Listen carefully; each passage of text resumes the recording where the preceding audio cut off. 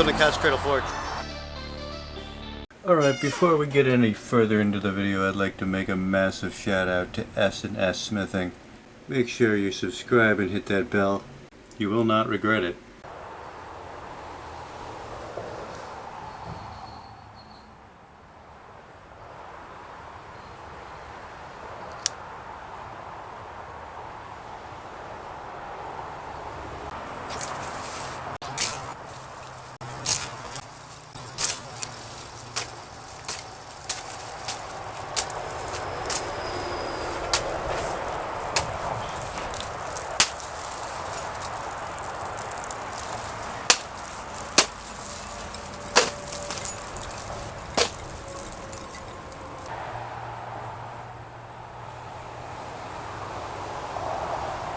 Yeah,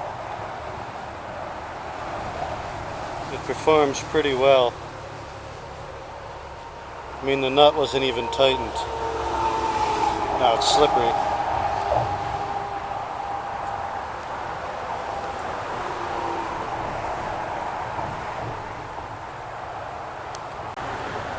It's got the crucifix. It's got your blade nice and hidden. This is your locking mechanism. It will not come off of there. You can hang my weight from this. 140 pounds tested so far.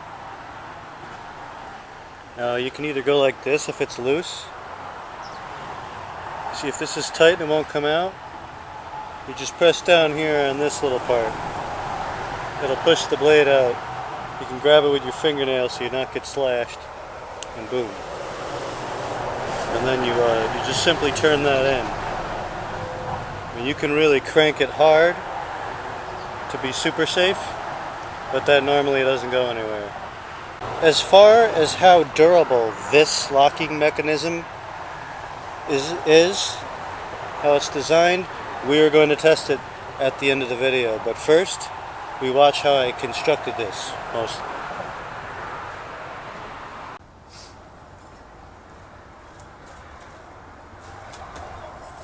So this is what we've got going, and it opens, it closes. We've got that. Now from this contraption we have to make a folding knife. Now the locking mechanism, here's my idea. I got this spring steel lock washer.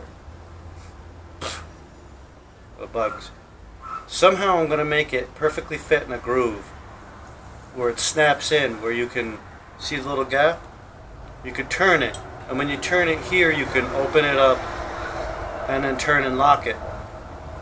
So it can't close on you, and it can't open or close. It'll be stuck right there in the ring, unable to move. Something like that. It's going to be weird. And I don't know if it's going to be wishy-washy or jiggly. But who knows? And what I want to do is I want to make the body of it a tombstone. So it's almost like an old school tombstone Bowie knife, tombstone handle, where it's just like psh, psh. So it folds up into the little tombstone. So like you've got your little coffin handle. My bad. It'll go into a little coffin. It'll be like a little coffin. This little mechanism right here, and that's what I plan to do. Hopefully it'll work. Well, ladies and gentlemen, the unthinkable happened. I lost all the footage of how this became to be, but I'll break it down to you real good. This here ring is in a perfectly carved groove that I put in with a steel file by hand. And this is all cut out with cutting discs and Dremel to make the coffin handle. Now we just got to figure out how to like hide this stuff under the wood and get this tweaked a little bit, because it works great. And I want to what we're going to do is we're going to profile this blade a little more This isn't the only thing holding this whole knife together, really, is this bolt and this ring. And the ring works like by just turning, and the knife can close. Or you turn it and the knife can't close. Thus I will demonstrate the knife before it is even really put together yet. It has more than enough stability and power to go through just about anything.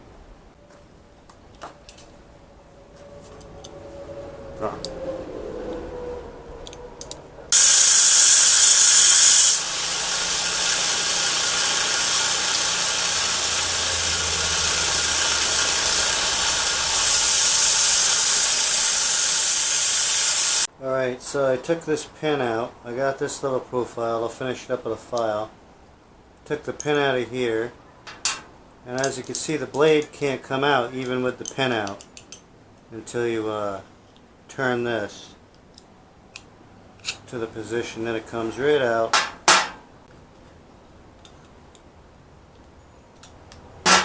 Just a little loosening of that nut right here. And this should come right off, usually does. There you go.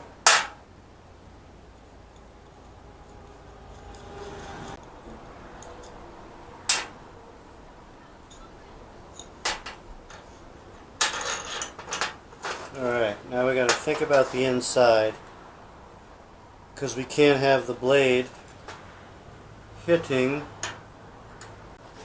Blade's gotta come in and rest on something, and it rests in there like this. We don't want that. We want there to be like a little bit of wood in here for it to run into and stop. And then we want to probably fill in this area with wood, so it stops right there. That's where we want it. Ah, you. So I finagled this piece, wooden piece, to go in to stop the blade from hitting this metal and from just going around and around. So that's going to be in there, like that.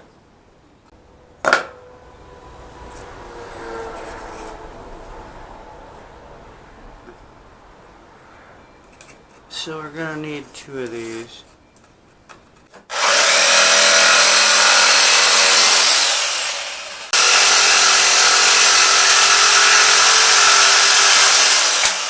Alright, so I got this blade all profiled. Got a false edge on the back here. It's going to show off the Damascus pattern a little more. Tried heat treating it with a propane torch. Don't think it got hot enough. So we're going to go ahead and heat treat this with coal and oil and that sort of thing. Right now we're going to wire brush up these parts and this here, this part. We're going to wire brush it up. We're going to coat that with linseed oil because that's going to have a lot of touching going on with it. So I want that linseed oil to be like jet black and perfect. Got the little wooden pieces, got tiny holes or toothpicks. I'll show you later how I do that, I think. And we've got these. So these have got to be specially fit and then ground down to shape. I deliberately made them bigger so I have plenty to work with. I'm going to burn them black with a torch. See, I got the little ring and some linseed oil, and we're going to hit it with this torch over here.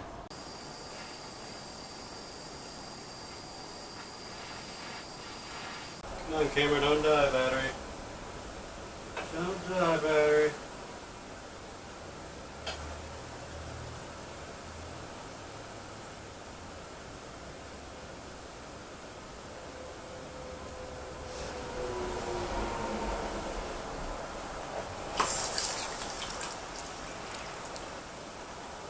Now, I'm going to cut the excess off these bolts.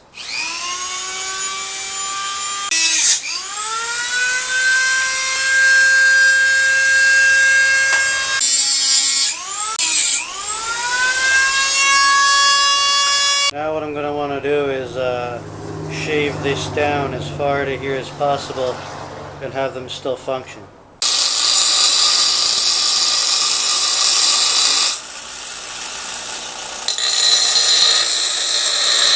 Alright, so we tempered it in the oven and it's got this wonderful gold color, the straw.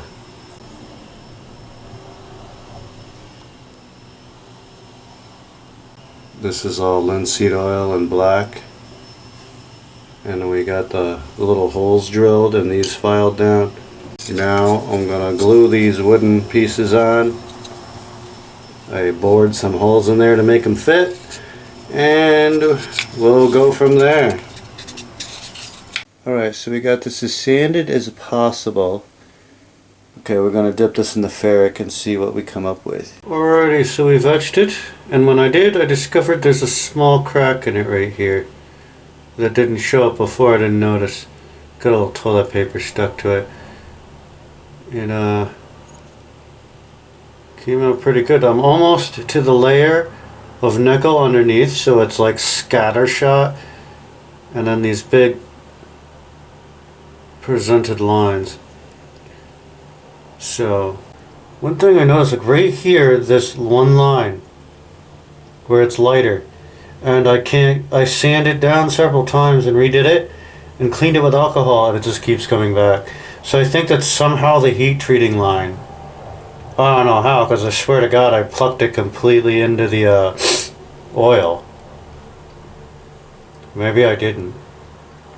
But yeah, that's never going to come out unless I completely heat treat it over again. And that will just be a mess. So that's what it looks like. It didn't get really dark. The dark comes off. For some reason the nickel is getting dark with it, and then when I try to shine up the nickel I take all the black off of here. So I don't know what's going on there.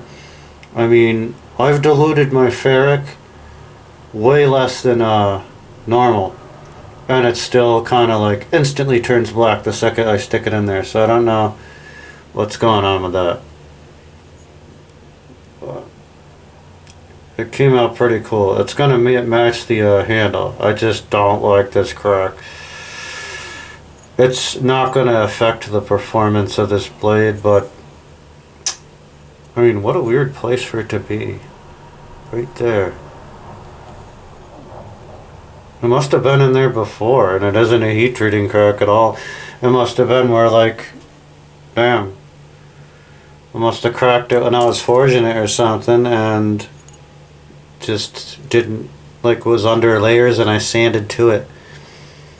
But yeah, it's never gonna break, it's too strong. Alright, so here we are. We got a jet black profile glued all together. We got the blade etched. Damascus showing. Whoops. Damascus showing. Now what we gotta do is paint this here cross, crucifix on each side, in gold. I carved it in. We're going to fill it with gold before we clear coat over the entire thing to make it like a gloss to match this here black ring, which is kind of glossy. Really capture that wood. It really looks brutal too. Like, I used this wood specifically because it would look like a coffin. And it really does pop like a coffin. It's these little side cracks here where the wood burned really bad, that looks so sick. To me anyway. So, let's get painting. Got my gold paint pen, enamel of course, so it mixes with the oil, linseed oil, and becomes super durable.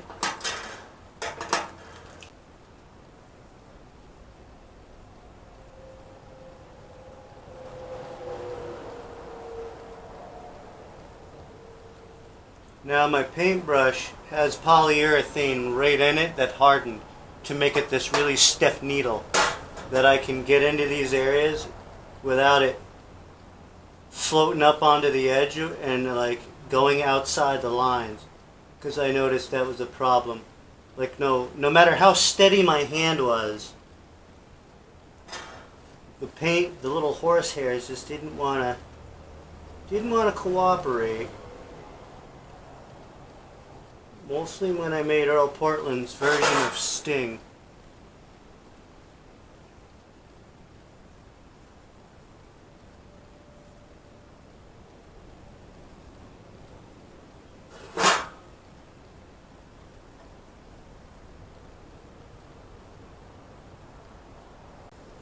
Oh, it's hot in here.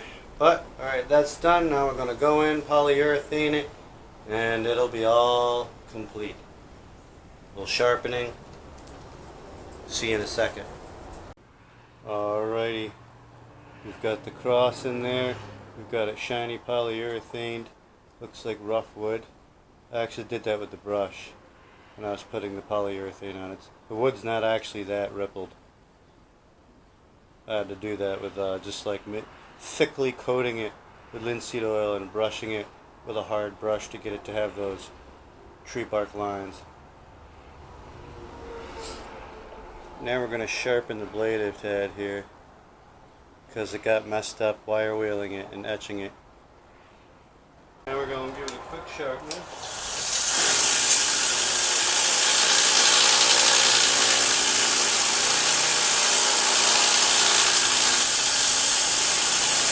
Okay, so you got like my 1000 grit sandpaper. I don't have a whetstone, so this is the best way to really get the right angle.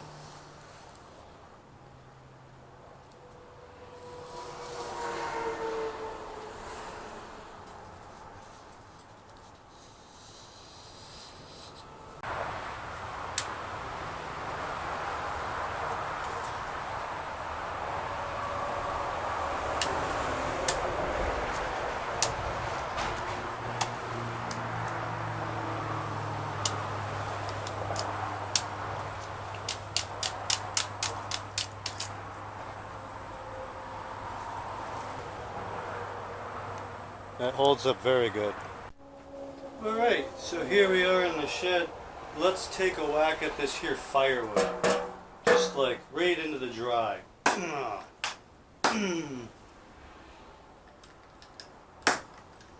Just deliberately trying to break my shit on purpose. It's hardwood.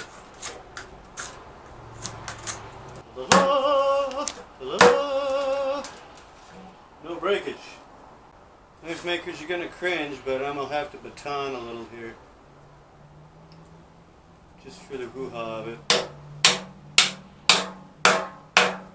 Right on the cracked part of the blade.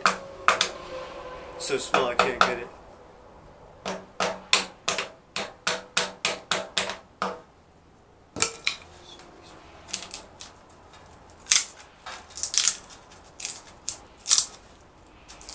Tried and true. Ow, I just cut myself. Yeah, you gotta be careful with this. Well, it's hot in here. If you put a lock washer like right in here, it would stop this from loosening when you're stabbing the shit out of stuff. But you're probably not gonna do that. There it is, ladies and gentlemen. David Bowie style coffin handle Damascus folder with whatever they call this. I don't know how it's pronounced, but it's kind of my own version of it, using a steel lock washer. And yeah, now I gotta make a little case for this that goes on their belt. It's heavy, it's sturdy, man. This will whip someone's ass. Oh my god. Alright, so that's not bad for my first pocket folder ever. I think I'm very impressed with myself. I did not think it was going to come out so nice. Thought it was going to be a big dunk of poop with a fancy blade, and that's about it. Well, like I said, I'm going to make more different kind of interchangeable blades for this. I might even take my old saw and cut it up into like 2 or 3 different blades, put them all in so they, you know how they have multiple? So you can change the set. You can either have your coup de grace Damascus blade to just murder people like I just did, or you know, do bushcraft with or whatever. And then you've got You've got the other things like your tool knives, like your little saw. Yeah, like a little saw, little knife, another kind of knife. Or just three of the exact same knife, so if you break one, you just flip the other one out. You can toss a toenail file in there. I mean, you've got that much of a gap to work with. What can you squeeze in there? Even if you have to do a little file work on it. Whatever you can squeeze in here will fold into here. And all you have to do is take this nut and bolt out right here to change the blade and make sure the dimensions of it are exact, or else it'll be jiggly wiggly and won't work. So there you are, people.